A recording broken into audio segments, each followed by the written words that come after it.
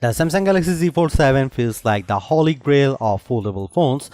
It's super thin and light, so it feels like a regular phone in your pocket. And yet, the new Fold packs a bigger 8-inch display when opened. Samsung also upgraded the camera system, including a 200 megapixel main shooter and an ultra-wide camera that takes much better macros. And having Gemini Live always at the ready is a game changer. The $2000 price is super expensive and Samsung ditched the S Pen, but overall, this is the best foldable money can't buy. It's pretty rare that I am so excited by a foldable phone that I am tempted to buy it. This is one of those times. The Galaxy Z Fold 7 is not yet another iterative upgrade. It is a huge leap forward in terms of design. It's so thin and light. I was shocked every time I picked it up for the first week of using the phone. You are no longer being penalized for wanting a phone and tablet in one device. In fact, the Fold 7 is lighter than both the iPhone 16 Pro Max and Galaxy S25 Ultra and also thinner than both of those phones when open. That's pretty freaking amazing for a foldable with a enormous 8-inch display on the inside, a 6.5-inch screen on the outside, and a powerful new 200 megapixel camera. At the same time, Samsung is charging a staggering $2000 for the Galaxy Z Fold 7, which is the second price hike on this model in 2 years. And the phone maker made some sacrifices to get he fold this thin. Bye bye S Pen. Now that I have been living with the Galaxy Z Fold 7, here is my reasons to buy and skip in my full review, and how it stacks up to other flagships like the Galaxy S25 Ultra. Who is this for? Power users looking for a tablet and phone in one device without the usual foldable phone penalty of heft and bulk. What does it cost? The Galaxy Z Fold 7 starts at $1,999 US. That's a $100 price hike over the Galaxy Z Fold 6 in the US. What do I like? The amazingly thin and light design, the larger displays, more advanced 200 megapixel camera, and the seamless integration of Gemini Live AI. What do I not like? Other than the sticker shock of that price, the unsightly punch hole camera on the main display, and the just okay battery life, some may miss the S Pen. The Samsung Galaxy Z Fold 7 starts at $1,999 US for 256 GB of storage and 12 GB of RAM. No, that's not a typo. That's $100 more than the Galaxy Z Fold 6 and the most expensive phone you can buy in the US. The Fold 7 is more affordable in the UK and Australia, with prices starting at £1,799 and $2,899 Australian dollar. Opting for the 512 GB model will run you $2,199 US. Want to try 1 terabyte? You are looking at $2,419 US, but at least that includes a bump in RAM to 16 GB. Let's get something out of the way. The Galaxy Z Fold 7 may not be the thinnest and lightest Puka-style foldable in the world, but it is such a huge improvement over the Galaxy Z Fold 6 that it feels like a totally new device. Measuring 8.9mm thick, folded and 4.2mm unfolded, the Z Fold 7 is 26% thinner than the Z Fold 6, and when I hold them side by side, the contrast is dramatic. Seriously, it's the difference between wanting to carry this phone in my front or back pocket and using a coat pocket or my bag. For those scoring at home, the Honor Magic B5 is reportedly 8.8mm thin when closed and 4.1mm when open, but that's not a phone that's available for sale in the US. Samsung says it's made the Fold 7 more durable too, thanks to a new armor flex hinge that more evenly distributes stress, an advanced armor aluminum in the frame and hinge that increases strength, and a main display that's thinner but stronger. During my time with the Galaxy Z Fold 7, it felt pretty durable despite being so thin, and I like how the hinge barely protrudes when closed. But note that this foldable is just IP48 rated once more, meaning it's water resistant but not dust resistant. I won't be taking the Fold to the beach. I do have some nitpicks with the design. The first is the camera for the inner display. Samsung moved from an invisible under display camera to a punch hole. It's an eyesore. I also wish the camera bump wasn't so thick. As a result, the phone wobbles when you use it on a table. One more thing, I like the Z Fold 7 could be slightly easier to open. It's so thin, you have to dig your nails in there. How about colors? If you want to stand out, get the bold blue shadow option. I love it. If you don't like fun, get the jet black or silver shadow option. There's also an exclusive mint color on Samsung.com. The Galaxy Z Fold 7 gets 3 major display upgrades versus the Galaxy Z Fold 6. Both the cover and main displays are now larger, and the crease on the unfolded main display is definitely less noticeable. Starting with the inside, the Galaxy Z Fold 7's main display has grown from 7.6 inches to 8 inches, which is pretty big jump. I appreciated the extra real estate when watching the Superman trailer on YouTube, but especially when working on spreadsheets in Google Sheets. You can see a lot more info without scrolling. And it's nice being able to see several open tabs at once when surfing the web in Chrome.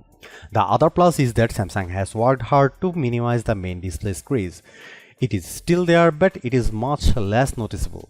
I put the Z Fold 7 and Z Fold 6 side by side, and the line running down the middle of the screen is a lot more subtle from various angles. So one of the biggest complaints about foldable phones is almost no more. I will say though that the Galaxy Z Fold 6's panel looked a bit richer side by side next to the Z Fold 7 with slightly wider viewing angles. Meanwhile, the Z Fold 7's cover display is now 6.5 inch, up from 6.3 inches on the Fold 6. It's wider too, so I found typing more comfortable. It's certainly not as wide as the S25 Ultra's 6.9-inch panel, but I had no problem checking emails, responding to Slack messages, and changing tracks on Spotify and so on.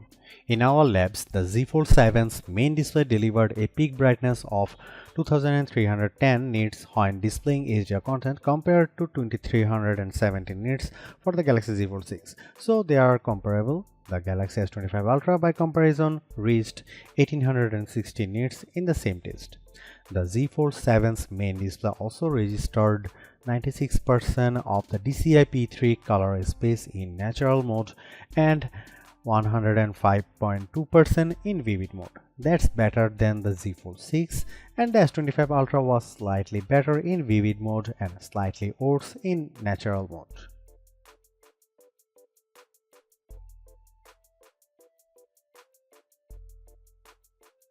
The large camera lamp on the back holds the 200 megapixel main, 12 megapixel ultra wide, and 10 megapixel 3x telephoto cameras.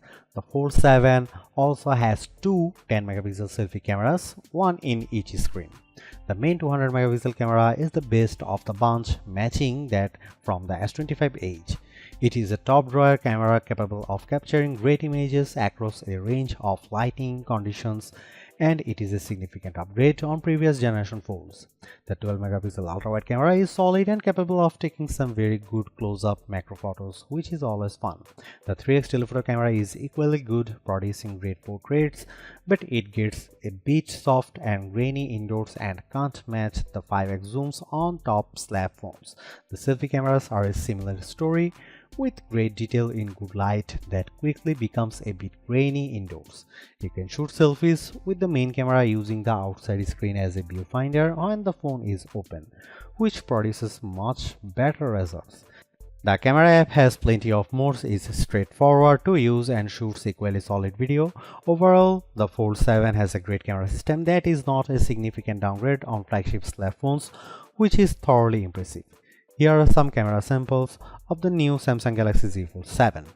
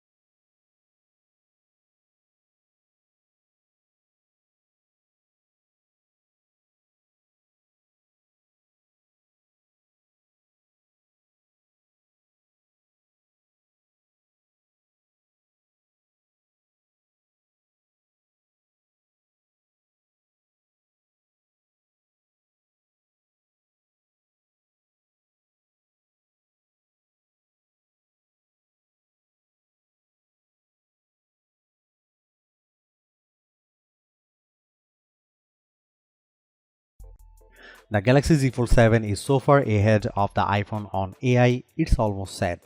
While there aren't many new features versus what the S25 Ultra introduced, Samsung deserves credit for making more of its Galaxy AI tools foldable friendly, and Gemini steals the show.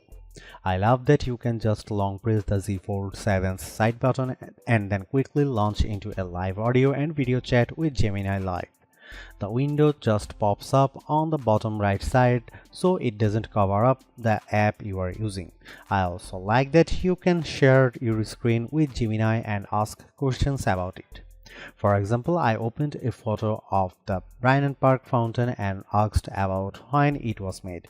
I learned that Josephine Shaw Memorial Fountain in Bryant Park was dedicated in 1912 and it's the first major public memorial dedicated to a woman in New York City. You can even ask Gemini questions while you are playing a game. I asked where I should go next in Wuthering Waves and Gemini gave me directions to get to the next checkpoint. The Galaxy Z Fold 7 is also super smart when it comes to generative AI photo edits. I just tapped the eraser button and it automatically recommended a bunch of people to zap out of my photo. With a couple of taps, they were gone. I appreciate that you can see the before and after side by side on the big 8-inch display. The same thing goes for other generative AI image tools like turning you and your friends into a comic, 3D cartoon, watercolor, or a sketch. You can even have AI fun with your pets now, including a funky fisheye lens option. One of the more popular Galaxy AI tools gets a boost with the Galaxy Z Fold 7 and that's Audio Eraser. You can now remove background noise not just from the video recordings in the Gallery app but also in voice recorder, notes and call transcripts. In one video, I could easily remove unwanted voices in the background in auto mode and then I could fine-tune from there for the exact desired result.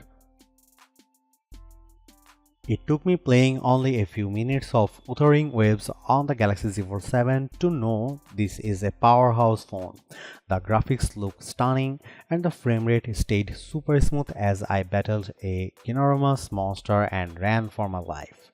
I could easily run 3 apps at once using the multi-window features such as Slack, Gallery, and Spotify. And it's neat that you can drag and drop images from one window to another. On Geekbench, which measures CPU performance, the Galaxy Z Fold 7 Snapdragon 8 Elite chip paired with 12GB of RAM notched 3052 on the single core portion of the Geekbench test and 9735 on multi-core. That's about the same as the Galaxy S25 Ultra. The results are similar on our video transcoding test using Adobe Premiere Rush, taking 52 seconds to transcode a 4K video to 1080p. Strangely, last year's Fold 6 finishes in a quicker 40 seconds. The iPhone 16 Pro Max was way faster than them all. However, the iPhone lags the Fold 7 on the 3D Mark graphics test. The Foldable reached 41 frames per second on the demanding Solar Bay Unlimited portion of the test compared to just 28 FPS for the iPhone 16 Pro Max. The bad news is that the Galaxy Z Fold 7 packs the same size of 4400 mAh battery as the Galaxy Z Fold 6. This at a time when Chinese phone makers like Honor and Oppo are rolling out higher capacity silicon carbon batteries. For example, the Honor Magic B5 packs a 6100 mAh battery using the new technology and the Oppo Find N5 offers a 5600 mAh cell. Samsung has told us that it is investigating silicon carbon batteries, but for now it is prioritizing safety. On our battery test, the Galaxy Z Fold 7 lasted a somewhat mediocre 10 hours and 55 minutes when surfing the web over 5G. Compare that to 10 hours and 25 minutes for the Galaxy Z Fold 6. The Galaxy S25 Ultra and iPhone 16 Pro Max both lasted over 17 hours or 6 hours longer than the new Fold. Alas, the charging picture isn't much prettier. The Galaxy Z Fold 7 supports relatively slow 25-watt charging. That means you get a 54% charge in our testing in 30 minutes. The S25 Ultra's 45-watt charger got to 71% in the same amount of time. Meanwhile, the above Honor and Oppo phones boast 80-watt charging, but we haven't measured their charging speed yet. The Galaxy Z Fold runs Samsung's One UI 8 software on top of Android 16, and there are some notable upgrades for foldable fans. As mentioned above, Gemini Live is now enhanced with multimodal AI, which means it can process information from your voice and what the camera sees in real time, as well as what's on your screen. The Gemini Live interface floats on top of whatever you are doing, so it doesn't feel like it's taking over your phone, and when you are sharing your screen and talking to Gemini, you will see an indicator in the top left corner that it's listening, so you can tap there to pause or turn it off at any time. Circle to Search gets an upgrade in One UI 8 too. You can use Circle to Search when playing a game and get instant tips or find out more about characters or enemies. Another AI perk is that you can now drag and drop AI created content from one window to another when using the multi-window feature, including images. Thanks to its larger screen, there is a revamped studio video editor in the gallery that lets you edit videos almost like on a computer. What makes it unique is how it's laid out, along with the ability to layer tracks much like on professional video editors. For creators, it's a helpful tool that offers on-device editing to save you time. This is exclusive to the Galaxy Z Fold 7 for now, as the Z Flip 7 doesn't have it. As for Android 16 features, some of the biggest highlights include live updates for rideshare and food delivery apps. Another welcome upgrade is grouping notifications from a single app for reducing clutter on your lock screen. As with the Samsung flagships, the Galaxy Z Fold 7 comes with 7 years of OS and security updates. However, it only comes with 6 months of free Gemini Advanced, whereas Google Pixel 9 phones get a full year. Samsung has done it. They have won over a foldable phone skeptic with a design that just feels right. The Galaxy Z Fold 7 is a trump of engineering, packing larger displays in a design that's so thin and light you forget that you are carrying a foldable around. You get two vibrant screens in one device, awesome multitasking power, and a flagship-grade camera system. And the AI features really shine on this bigger canvas, especially Gemini Live screen sharing. So what's the problem? The $2000 price is super steep, and I wish Samsung found a way to pack in a larger battery. I personally can live without the S Pen, though creatively inclined users may be peeved, and I really don't mind the punch hole camera. The megapixel upgrade makes up for it. I think the Galaxy S25 Ultra is better option if you want longer battery life, even better cameras, and S Pen support for hundreds less. But if you are even thinking about splurging for a foldable, you will be more than happy with the Galaxy Z Fold 7. It's the best foldable phone you can buy in the US and maybe the world. It finally feels like the future we were promised is here.